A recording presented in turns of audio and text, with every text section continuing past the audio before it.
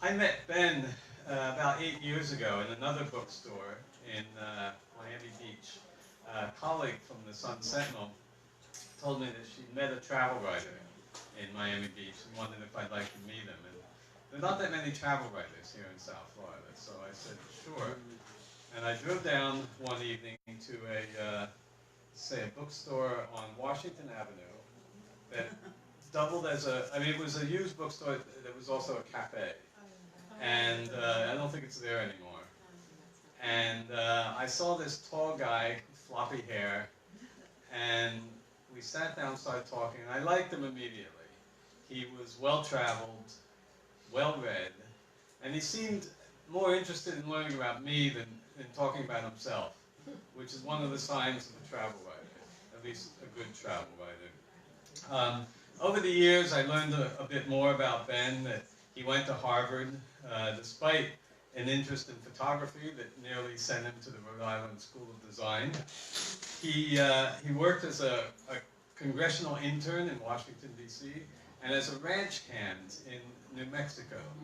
The latter experience, I think, was by far the more pleasurable. He came from an artistic family, and being a rebel, got an MBA from Wharton.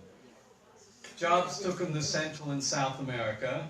He still has a home in Brazil, though he never gave up on his artistic pursuits. The first drafts of the book that we're going to hear about tonight were written on nights and weekends away from the office. The book describes a journey that Ben took after some film projects and before his entry into the business world.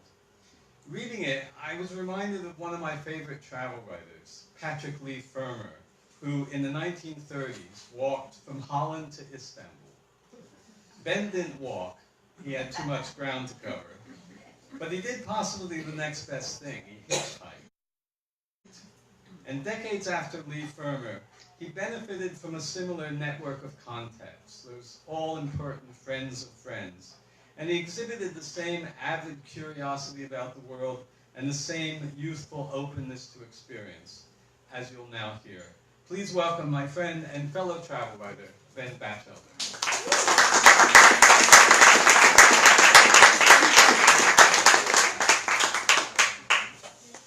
Can you hear me all right? Thank you very much, Tom. I really appreciate it.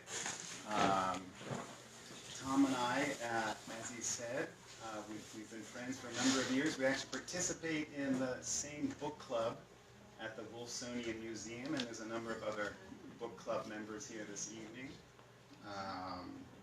And he's been a supportive and dedicated friend for many years now. I really appreciate it. To emphasize, I just wanted to point out Tom's last book, he was too modest to point it out, is called The Joys of Travel, and it's available right around the corner as you go into the cafe. And it's a beautiful read. It's also a must-read for any serious writer or reader of travel works. And so I couldn't recommend it more highly.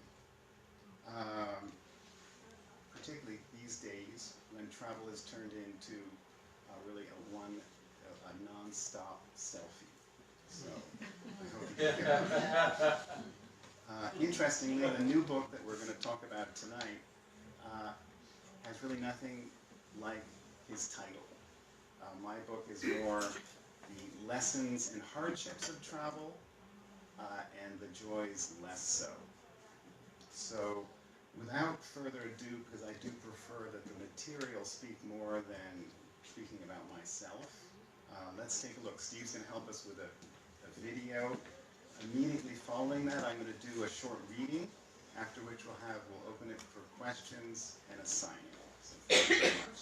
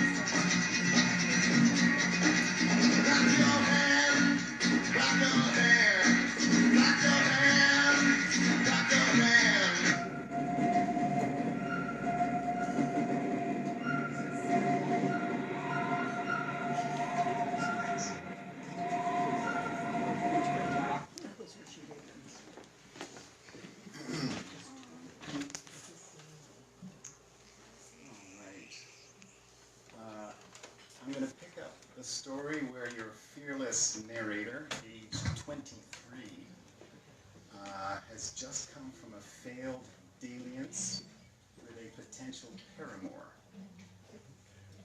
And also part of this is from a journal, and I'll just indicate when we get to the journal part.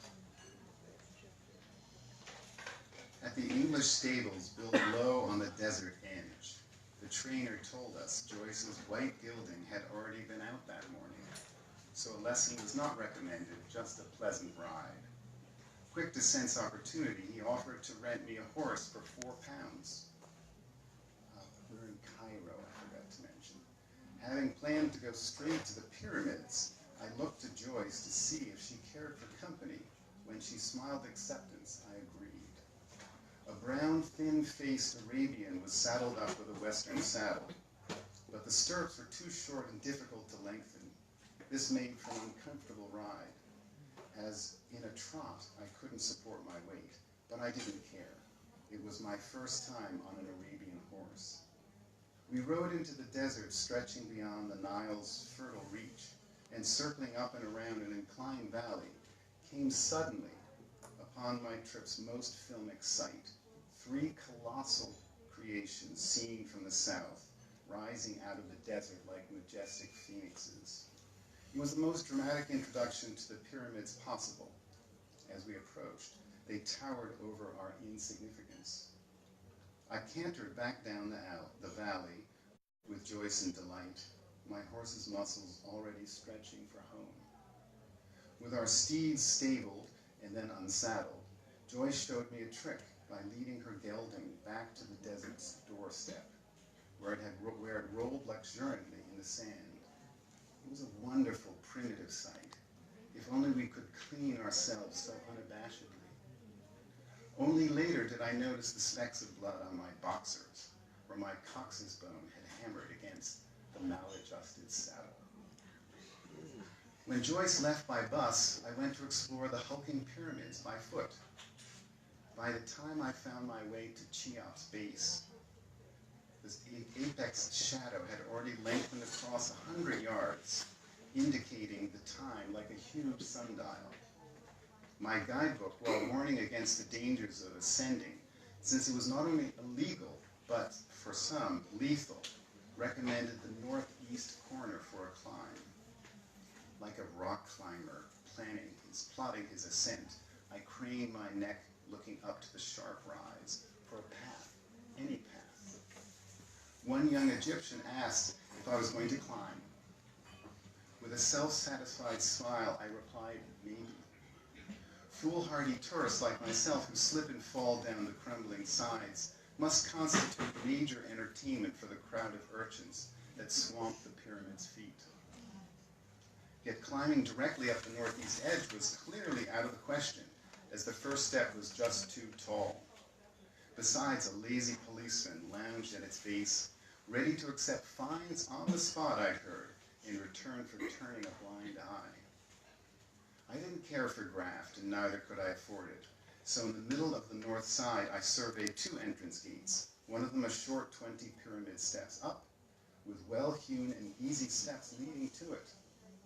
The doors of the interior were locked, but taking advantage of the elevation, I skirted back along the edge to the northeast corner, where indeed a path stairway of sorts rose heavenward, pulling me up with it.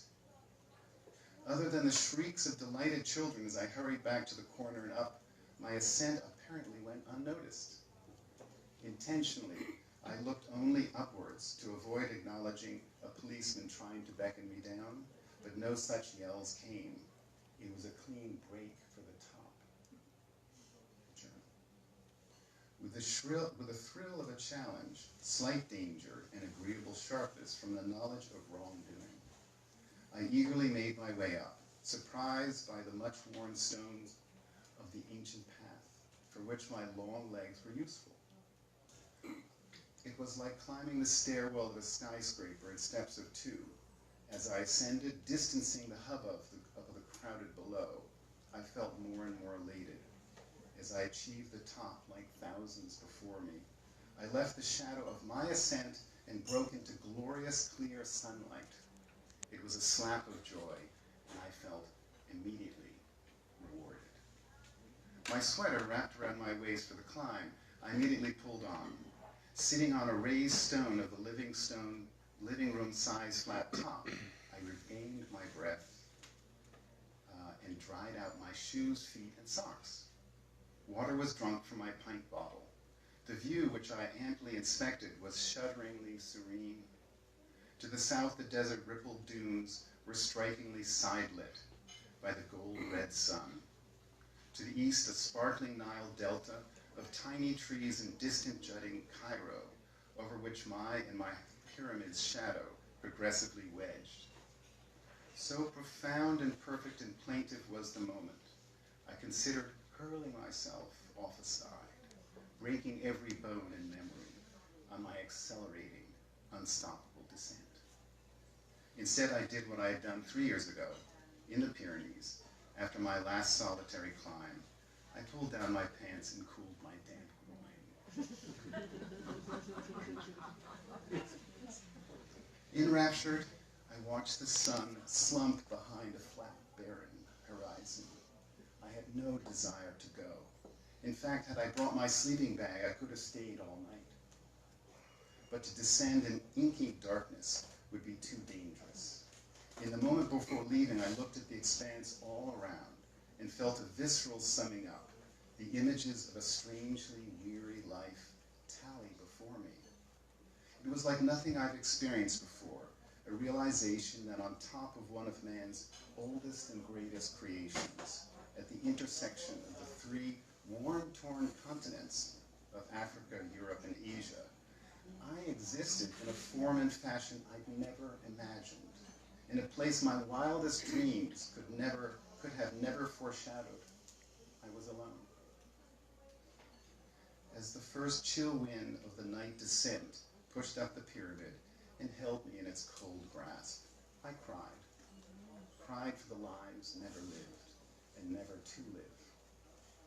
It was a cleansing cry as I took solace in the thought I might be the first Batchelder to do something so desperate, so foolhardy, with a brush of craziness. Had I spent the night, I would have hallucinated in the cold magnificence of it all. Instead, too timid to stay, I could only imagine what confronted me out of the yawning darkness, sloping down on 4 sides to 3 continents.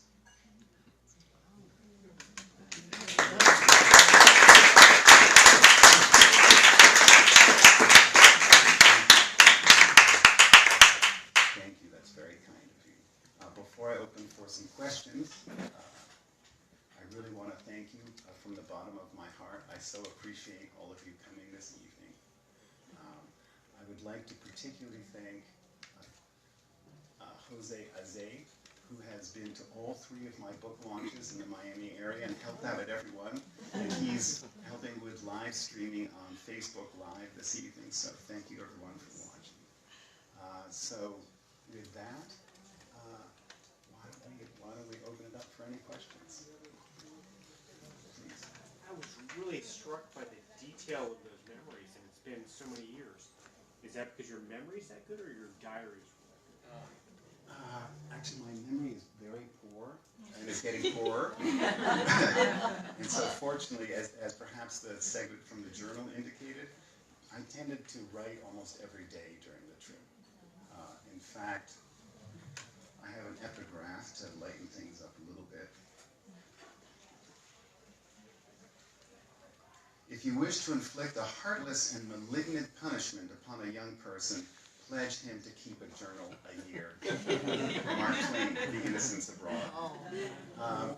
And so, yes, I took a journal, and also, let me clarify here, because another thing that I think helps put this, because this is a book that reverberates through time, because the narrator is not who I am today. It's a narrator of who I was in my 30s. So let me read the author's note. This manuscript for many years was like the son I never had, an inscrutable, difficult son who went away and under sad circumstances, only to show up later in life. I wrote the story divided into a pair of books in my 30s, during nights and weekends when I had nothing better to do. Life, especially work and then marriage, became too consuming, so it got tucked away in a desk drawer. Circumstances change. The prodigal son, after a manner, returns. In Maine, I have tried to pare it down while staying true to who I was then. So, so thank you. By taking all my journal material and also writing the first draft, or starting to write the first draft within a handful of years of the experience, meant that the memories were still fresh. Now the memories are black and white. Yes? Have you made it to India, and so where? Yes, and you might have noticed on the map here that this is actually the book 1, and book 1 gets you through Egypt. Book 2, which if all goes well, I hope to launch next year.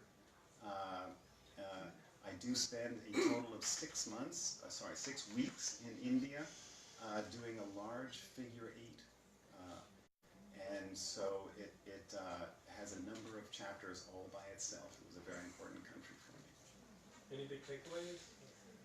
It's a big country, and the biggest takeaway was that I could survive some very difficult circumstances. Yes? You said Thomas writing about Joyce, you write about horrors. So what was the worst of those horrors? What was the most horrific experience you remember found in your notebook from your travels? Well, I don't want to give away all of the drama of the book, but I think the most horrifying experience was not the first passport that was stolen, but the second one. and I was at the border between Tanzania and Zambia. I was ill, and I had doubts as to whether I would be able to get back to anywhere, a large city even, where help was possible, where I could replace anything. Because at the border between Tanzania and Zambia, it was far. Dar es Salaam, the capital of Tanzania, was behind, but was in very poor shape those days, and so I'm not even sure a bank would have been able to help me out. Things were not working very much back then. And then, eventually I did make it into Zambia and was able to replace enough things to keep on going. Yes? Getting back to Egypt, I have to ask when you were there. The reason is I was there in May of '81. I had my own trauma. I found out that the vaccines for typhoid fever are only 50% effective. I contracted it. So I have my own story there. But when were you there? Just a couple of years after you. Okay. I actually, early '84, Okay. and I took a cholera booster there in Cairo, and hopefully it wasn't with a rusty needle, but Great. evidently not. I was okay. I did. Cairo in Egypt was a challenge in itself. I was given a shock when I entered because my bag didn't arrive. I had to fly in from Israel as a stamp from the border between Israel and Egypt would then prohibit me from visiting any other Arab countries. You had to have removable pages. Exactly. Right. But even then, if you come in on a border, so you can have your visa put on that, but then they tend to stamp you when you enter a place. So if I entered via the Sinai Peninsula, anyway, to make a long story short, I took a flight and my bag didn't show up, and so that was destabilizing to think that, oh, well, I'd be able to go ahead with really just what I have on me and a journal, and that was about it, and a pen, because that's all I took on board for the flight. I ended up spending a good long time in Egypt because I needed to go up the Nile, as I almost succeeded in going by land Cairo to the Cape. But there was a little problem in Sudan. There was a civil war starting up in southern Sudan. I came from Nairobi through Sudan, Okay. so I witnessed some of that going up. Okay. And entered on Lake Nasser. We were on the ferry in Lake Nasser. You must have taken that to go into Sudan, right? Yeah, there was a picture here on Lake Yes, Nasser, and yeah, that was that- actually very. Third class on the deck, singing with all the locals. Actually, I'd gotten a little bit smarter by then. I think I had. Maybe that's why I caught typhoid fever. I had a $10 first class cabin and with my Very own smart. privy, and so I could invite a lot of new friends to come use a slightly cleaner bathroom. Okay. But anyway, I spent a month waiting for my visa, so I got to visit quite a lot of Egypt. Thank you. Yes, sir. What was your reason for traveling so extensively, and how did you exist on $10 a day? Oh, terrific questions. Thank you very much. The motivation for this trip was not a happy one. As I implied in the film, I come from a diseased family, and I won't specify the disease, and I needed for my own health to get away. And so essentially I was fleeing. I was invited by a college friend to a party off the west coast of Scotland, and I was living in New York and terribly depressed in the depths of the Broadway Avenue winter when this invitation arrived, and it was a saving grace, because then I started saving quite diligently. My cash budget in New York at the time was $5 a day, and I was bartering rent by fixing it up night and weekends for a cinematographer who I'd worked for a little while. And so I decided and also I wasn't liking my new career.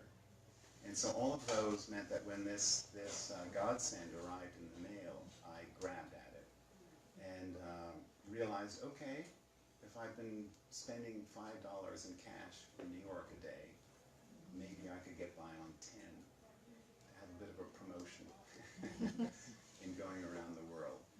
And I didn't, I just, actually that was just pretty much picked out of the air, because I was able to save about $4,000 by scraping along, and wanted to go for a year, and excuse me, so I figured out, well, if I do $10 a day, then I might be able to make it, and extra were only a few flights that I took as a last resort when I had no other choice. And so it was particularly difficult in Europe, and that's one reason why I had to hitchhike so much. I hadn't thought, I wasn't quite sure. No one, I couldn't find a guide to hitchhiking anywhere. My mother tried to help by giving something called the Hitchhiker's Guide to the Universe. Something about hitchhiking, or really our own cosmos, so it wasn't very helpful. So I just arrived, and due to necessity, I started. But it was tough, because youth hostels in Switzerland, I think, were $7 a night at the time. And sad but true, I ended up in Europe finding that the most consistent meal, the best benefit value for the cost, was going to McDonald's. And so therefore I could keep bodily whole and still keep to the budget, more or less. Yes? I did a lot of traveling at your stage, and stayed in the Istanbul Hilton for $9 a day before we ventured into the old city. But anyway, my question is, tell us about a interesting character that you met along the way that you'd like to share with us. Somebody that's local in one of the countries, or somebody that stands out from your mind. Excellent question. And let me see, because of course it's hard to choose one. Actually, I think one of the most eccentric people I met, and I'm eccentric myself, so I seem to attract quite a few, was the mother of my friend who invited me to the house party off the west coast of Scotland. And she was an incredible woman, quite wealthy, and wealth made her very honest. And she was a real eye-opener. During this week party, we all were getting to know each other, and I was trying to be charming. And she made a huge impression on me, because in the middle of everyone at one point she said, "I'm falling in love with Ben." And here, her husband's there, her daughter, who's slightly younger than I am, and I wasn't quite sure how to react. But I realized, again, I can only say that there were a number of incredible people who were godsends in the trip. And Mrs. McKinley was one, because I was about to leave the comfort of their home and try something completely different and expose myself to a fair amount of danger. And her love actually ended up being very important to me. That I had that by the end of the time, I realized, I think she meant it. And so she sent me letters, and she introduced me to people. So, for instance, when I was in Jerusalem, I stayed with a friend and a paramour of hers. So she was a very interesting person, and I'm very indebted to her. Thank you. Yes, ma'am. What made it so dangerous? Well, I think we Americans, if I can generalize or speak broadly, we have a certain innocent naivete. We've grown up in the New World. We've pretty much been on a continent, particularly the northern part, that's, other than the Civil War, seen no war in ages. And so we're just not really accustomed to interacting with a world that is much more difficult than we're used to. So this, I would say it's almost one of our better defenses and qualities, that particularly at a young age, we can go out on the world and believe that anything is possible. Now, what's possible sometimes is actually a lot worse than we can imagine. But that's okay. That's part of the education. So that was part of my education. For the longest time, actually, at least several years, I considered this trip my graduate school, that I would need no other.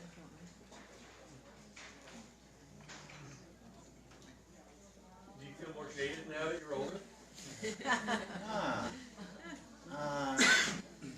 Interestingly, well, I still travel a fair amount, and I'm so honored by Tom's description of me as a curious person, and so I don't think I've lost my curiosity. I'm not quite as innocent as I used to be, but I still hope for and expect the best. Jaded, no.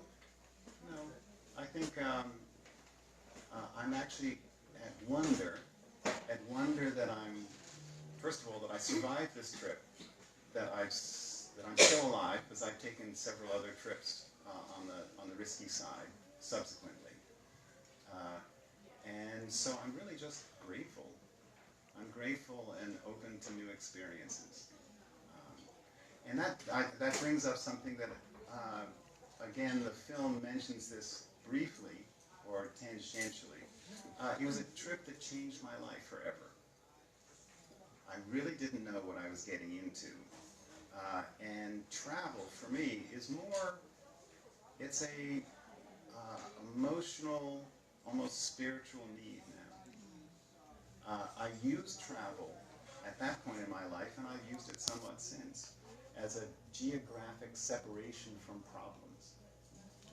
And once I'd set up that pattern in my young 20s, I probably never broke it entirely, and I probably never will.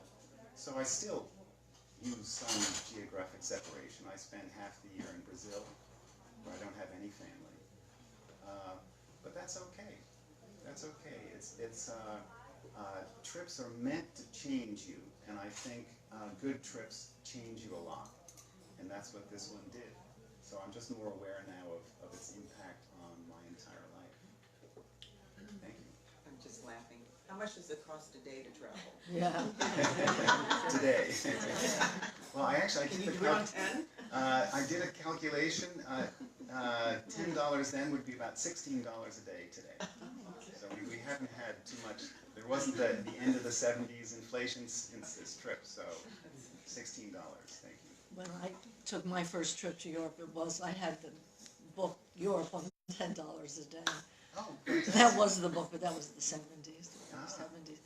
And I agree with you as far as travel just opening up a whole world of experiences. And of course, before then it wasn't the euro, it was all the different monies, the guilders, learning all the different monies, different languages. And I got the Euro pass, started in Amsterdam and went all the way down to Tangiers and then crossed over. It's an amazing experience and life-changing. Yeah.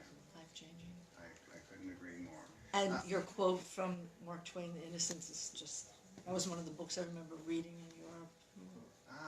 And actually speaking of India, I was up in Uttamondi, up in the hills in southern India, where I actually went into a young Christian women's association library and picked up Mark Twain's Innocent Broad for the first time, and was laughing out loud. I got it because it was one of the few books in English that I found. Yeah. So travel does change one if you let it, and that's why I'd like to point out that the current culture of a nonstop selfie is not really the best. So to let travel change you well, you have to travel well, and that really is exposing yourself, taking risks, not planning too much ahead if possible. People have busy lives, so it's a bit tough, but ideally to let happenstance and the circumstances impinge, and to be open then to all sorts of experiences.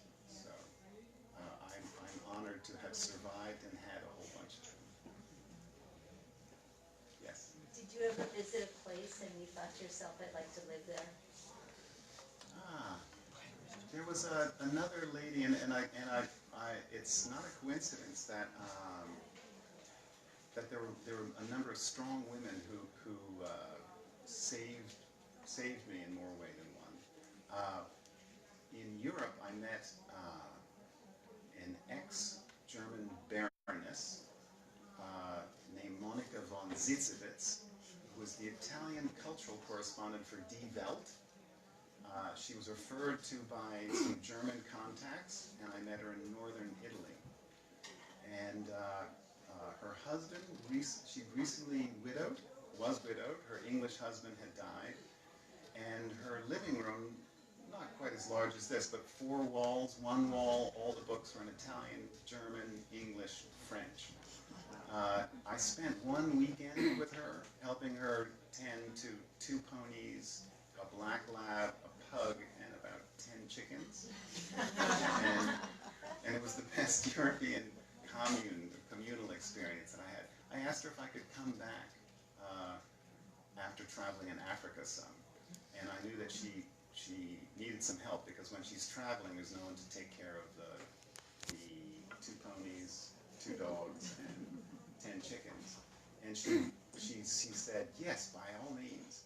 And so actually after about 3 months in Africa, almost Cairo to the Cape, I was able to find an inexpensive flight from Nairobi via Moscow on Aeroflot. It was the only cheap way to get The up. layover in Moscow was 30 hours. They promised us a bus tour of Moscow. We never got out of the hotel. There were bugs in the salad. The waiters were dressed in tuxedos that were all stained and stinky. It was so bizarre. Planes don't do. Oh, the plane, they offered Kool-Aid. Right? Is this what you experienced? I'm sorry. It's incredible how things can be so marvelously different and unexpected. And so Monika von Zitzewitz, I came back and true to her word, she took me in, and I stayed for about 6 weeks. I tried to learn Italian, but the only Italian grammar book I could find was in French. But I told her I was at a juncture in the trip and wasn't sure if I would physically able to continue on to Asia, which would be the next segment. And so, as I wrote in my journal, I was almost thinking, well, you know what? I think perhaps I just would stay helping out Monika and learn some Italian and German. So I thought about it, but didn't do it. But that was another incredible time. Again, having the luxury of 6 weeks with someone who you didn't know before was just lovely. Very European. Yes, Paul. Did you know back then that you would write a book? Excellent. You know, I'm not sure. I took the journal, and the journal was less to record than to have someone to talk to. And so I knew that it would be an essential companion. I didn't know what would come of it, if the quality would be horrible and or whatnot.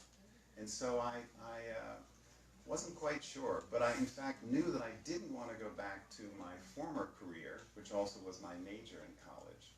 I was looking for what I would do next. And while I didn't come back determined to write as a career, in fact, I came back ill with an interest in business, which my family had no contact with, and in fact looked down upon. It was an artistic family. And I decided I had a huge gap in my education and that I would go learn about economics and business. But I never stopped writing. So the journals I kept on up, and after several years of cogitating on the experience, I had no choice. I had to start working on the first draft of the manuscript. manuscript nights and weekends when I had nothing better to do. So it just happens. Yes, Joe? Do you still keep journals now? I do, yes. Are you doing online or? Well, I don't, during the trip it was pretty much every day. And when I travel now and when I'm more intended travel that I want to turn into a project, then I go back to writing in the journal every day. And I then tend to write down conversations that I found interesting so that I'm at the end of the day I'm already regurgitating as much of interest as possible. When I'm not traveling, it's a once a week dipping in kind of thing, sort of checking in now. But I still do. There's a collection. They have a whole sort of bookshelf floor of themselves, and I still have the journals from the 4 journals from this trip, which are looking very dog-eared, having gone through a lot, but they all made it back safely. So, yes. Speaking of dog-eared, is Zeno still with you, and does he still like travel? That's so good. I have a 13-year-old Brazilian lab, I do it, if anyone's curious, this is just a little, it's called To Beleng and Back, and I've been traveling, not on this trip that we're talking about now, but I used to travel, I like traveling with dogs, and I did in Brazil, particularly. It was a great way to break the ice because I had a pedigree dog which outside of the major cities, and some of my Brazilian friends here might be able to confirm or correct me if I'm wrong, but outside the big cities, they're all mutts. If you've been to Mexico, it's pretty much the same. It's all mutts. But in big cities, you can... So anyway, my black lab, he was called Rottweiler. No, sorry, Pitbull, which was Brazilian way to say pit bull for young children. And it was great because it meant that I would go into a town, hang out in the square with my dog, and it was an icebreaker. I also, on subsequent trips, I tend to take a camera along, and this one I didn't because I knew I would lose it. So the only photographs I had were taken by other people sent to me afterwards. And also, to have a dog on a leash with a camera is actually good. I'm 6'2", it's a little hard to turn invisible with a camera, but a dog helps a lot. An attractive, fun dog. So he distracts, and then I can take pictures. Yes, yeah. Your travels in Asia, Africa, Europe, Brazil, when you come home, is there a common thread from the standpoint of like, wow, I've learned this? Traveling is transformational, but is there something that you pick up in a common thread among these travels after you come home? With the humanity of the people that you meet along the way? Yeah. Well, I think it's fair to say, the incredible kindness of strangers. I'm less dependent on it now than I used to be. During this trip, I was particularly dependent on the kindness of strangers. Because it's a big world out there, and the people and cultures are all vastly different. But there is a basic human decency and commonness that means that wherever you go and in whatever manner you travel in, you can meet some really wonderful people. And so I depend on that. That's what keeps me going. And luckily, it's always happened every time.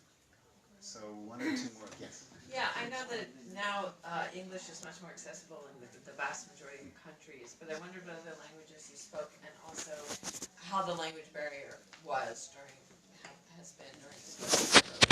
Yeah, thank you. I grew up learning French, so that by the end of high school I was in advanced placement French, but we were just reading Camus and Sartre, and so I really had no experience, or very little experience using it. So I thought foreign languages were pretty worthless. And it was really only going to Europe that I found out differently. So I couldn't encourage young people more to go overseas, because you realize you can get by in English, and obviously I did. But I had to dust off my French and use it quite a lot in Europe.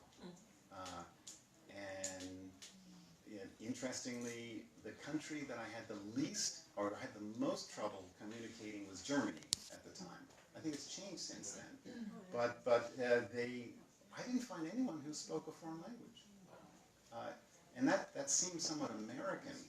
But in comparison, America almost occupies a continent by itself, and Germany is surrounded by a whole bunch, and not too long a distance, many different foreign countries and foreign languages. But I also respect that. I respect that people who want to be local, let them be local. They don't have to communicate with all the world. They can do as they please. So I had to use a lot of sign language on the Autobahn and a few German pleasantries that I picked up. So maybe one more, and then I'll let you, all you good people, go, or at least enjoy a little more food or wine. I'd be delighted to sign any books. If you would kindly, you have to purchase them first, and then come over, and I'll be seated here. And any other questions? Tell us about your jacket. Well, I'm so glad you asked. It's actually, you may not believe me. I believe you. We already do. But this jacket, I try to hide behind potted plants and blend in. Unfortunately, there weren't any here this evening. So anyway, yes, I like to be a little bit different, but thank you for noticing. So thank you so much all for coming.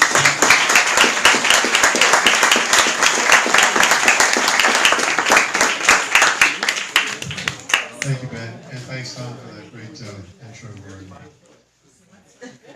Folks, as Ben said, the books are for sale behind the counter. I just ask you limit yourself to maybe 5 or 6 copies apiece.